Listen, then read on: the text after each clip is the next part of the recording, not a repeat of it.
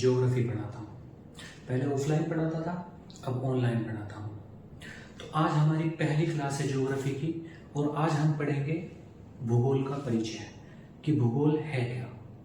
तो सबसे पहले मैं आपको बता दूं कि ज्योग्राफी क्या होता है। ज्योग्राफी होती है जियो प्लस ग्राफी। अगर इसका संधि विच्छेद करें इस वर्ड का इंग्लिश में तो इसका अर्थ होता है जियो प्लस ग्राफी। जियो का मतलब होता है भूमि और ग्राफी का मतलब है वर्णन करना या अध्ययन करना।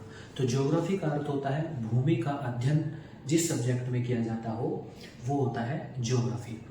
अब कुछ लोग कहते हैं कि सर ज्योग्राफी में तो चंद्रमा का भी अध्ययन किया जाता है, सूर्य का भी अध्ययन किया जाता है, पूरे सौरमंडल का अध्ययन किया जाता है, सौरमंडल में भी क्षुद्र ग्रह अन्य ग्रहों का अध्ययन किया जाता है, तारामंडल का अध्ययन किया जाता है, आकाश गंगाओं का अध्ययन किया जाता है, ब्रह्मांड का अध्ययन किया जाता है। तो फिर इसका नाम ज्योग्राफी कैसे पड़ा? तो ज्योग्राफी इसका नाम रखने का अर्थ है कि ज्योग्राफी का अर्थ है पृथ्वी का अध्ययन। तो पृथ्वी को समझने के लिए या पृथ्वी को समझना, और पृथ्वी को समझने के लिए हमें चंद्रमा को समझना पड़ेगा, उसको चंद्रमा और पृथ्वी को समझने के लिए हमें सूर्य को समझना पड़ेगा, इन तीनों को समझने के लिए हमें सौरमंडल को समझना पड़ेगा, सौरमंडल को समझने के लिए हमें पूरे आकाश गंगा को समझना पड़ेगा और आकाश गंगा को समझने के लिए हमें पूरे ब्रह्मांड को समझना पड़ेगा। तो इस तरीके से ये एक दूसरे से लिंक है, एक दूसरे के बगैर किसी को समझना पॉसिबल नहीं है। इसलिए पृथ्वी इसलिए जो होता है क्योंकि हमारा ग्रह है पृथ्वी, तो हम अपने ग्रह का अध्ययन करें और इसी से जोड़ते हुए इन सभी चीज़ों का जो हमें अपने ग्रह को समझने में मददगार साबित हो उन चीज़ों का अध्ययन करें, उनका अध्ययन करें, वो जो होता है हमें ज्योग्राफी में पढ़ते हैं। अब ज्योग्राफी की क्योंकि हमारी पहली क्लास है और 10-10, 15-15 या 20-20 मिनट की हम पर डे या तीसरे दिन क्लास डालेंगे और उसमें हम पूरी ज्योग्राफी को सीधी तरीके से और शुरू से लास्ट तक कंप्लीट करेंगे। तो पहली क्लास में हम देखेंगे कि ज्योग्राफी का परिचय क्या है, ज्योग्राफी में हम क्या क्या पढ़ेंगे, ज्योग्राफी की शाखाएं क्या क्या होती है, इसके बारे में अध्ययन करेंगे। तो सबसे पहले नंबर पर होता है भूगोल। ज्योग्राफी की शाखाएं होती है, मेनली ज्योग्राफी की 5 शाखाएं होती है, लेकिन हमने एक शाखा को स्किप कर दिया है, मतलब कि जिसमें हम मानव भूगोल के बारे में पढ़ते हैं वो थोड़ा सा अलग विषय हो जाता है, तो उसको हम नहीं पढ़ेंगे। इसमें हम 4 शाखाओं का अध्ययन करेंगे। एक शाखा होती है हमारी सामान्य भूगोल, दूसरा होता है भौतिक भूगोल, तीसरा होता है आर्थिक भूगोल, चौथा होता है क्षेत्रीय भूगोल। अब 1 बाय 1 एक बार समझ लेते हैं हम किन किन शाखा में हम किन किन टॉपिक्स का अध्ययन करेंगे। पहली शाखा है हमारी सामान्य भूगोल की। इस सामान्य भूगोल में हम सबसे पहले देखेंगे कि हमारा ब्रह्मांड क्या है, ब्रह्मांड के बारे में अध्ययन करेंगे। इसमें पृथ्वी की गतियों के बारे में अध्ययन की जाती है, इसमें अक्षांश रेखाओं के बारे में अध्ययन किया जाता है, देशांतर रेखाएं है, अंतर्राष्ट्रीय तिथि रेखा और समय इसके बारे में हम अध्ययन करेंगे। वो होता है हमारा सामान्य भूगोल, मतलब कि जनरल ज्योग्राफी। दूसरे नंबर पर होता है हमारा भौतिक भूगोल।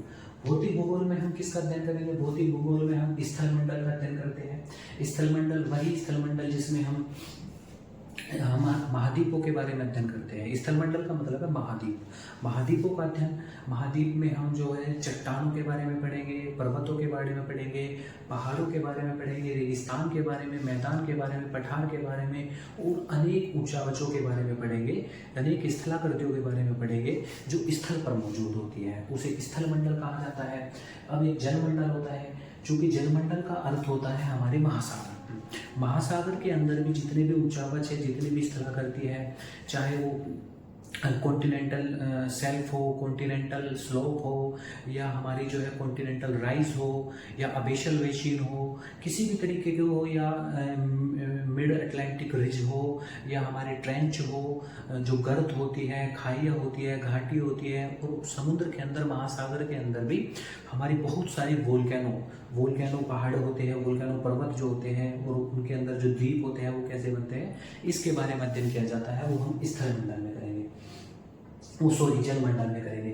उसके बाद में हम वायुमंडल आता है। वायुमंडल क्या है हमारा, वायुमंडल की कितनी परतें होती है, वायुमंडल कैसे हमारे जलमंडल और स्थलमंडल दोनों को इफेक्ट करता है, ये किस तरीके से हमारे दोनों जलमंडल स्थलमंडल को प्रभावित करता है, इसके बारे में हमें जो है वायुमंडल में पढ़ेंगे। वायुमंडल में कौन कौन सी गैसें होती है, किस किस तरीके से वायुमंडल जो है गर्म होता है, हवाएं, पवनें और जो है वायुदाब इन सभी के बारे में हम जो है इस वायुमंडल में पढ़ेंगे। जैवमंडल में हम देखते हैं, जैवमंडल में हम देखेंगे, हम जैवमंडल में पढ़ेंगे जीवों के बारे में पढ़ेंगे, जीवों के बारे में पढ़ेंगे। और जैवमंडल में ज़्यादातर हम तब देखते हैं जब हम जो है पर्यावरण का अध्ययन करते हैं। पर्यावरण में जैवमंडल का रोल बहुत ज़्यादा हो जाता है। और जैवमंडल को हम तब देखते हैं कि जब हम शुरुआत में देखें कि जैवमंडल में कि जैवमंडल में प्रकृति और जीवों के बीच जो अंतर संबंध होता है उसका अध्ययन किया जाता है कि किस तरीके से प्रकृति मानव को या जीवों को प्रभावित करती है और मानव या जीव जो होते हैं प्रकृति को प्रभावित करते हैं, और इन दोनों के बीच में जो अंतर संबंध होता है, इंटर रिलेशन होता है, उसके बारे में अध्ययन किया जाता है जैवमंडल में।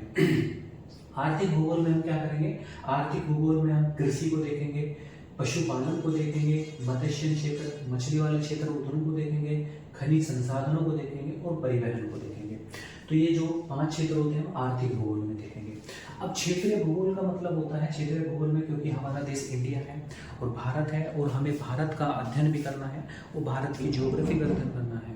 तो भारत की ज्योग्राफी के अध्ययन के लिए हम क्षेत्रीय भूगोल के बारे में जानकारी लेंगे। तो इसको बोलते हैं क्षेत्रीय भूगोल। क्षेत्रीय भूगोल में हम भारत का भूगोल पढ़ेंगे। तो इस तरीके से ये इंट्रोडक्शन क्लास थी। इसके बारे में हम टॉपिक बाय टॉपिक और धीरे धीरे 15-15, 20-20 मिनट की क्लासेस करके हम इसका अध्ययन करेंगे। तो आज अब मैं तुम्हें बताना चाहूँगा कि हम किस तरीके से आगे बढ़ेंगे। हम सबसे पहले उठाएंगे कि ब्रह्मांड के बारे में, उनके मैप के आधार पर मैं आपको समझाऊंगा चीज़ों को, मैप के आधार पर पूरा अच्छे से क्लियर करते हुए चलेंगे। और 15-15, 20-20 मिनट की मेरी वीडियो होगी, उनको आप सपोर्ट करना, देखना।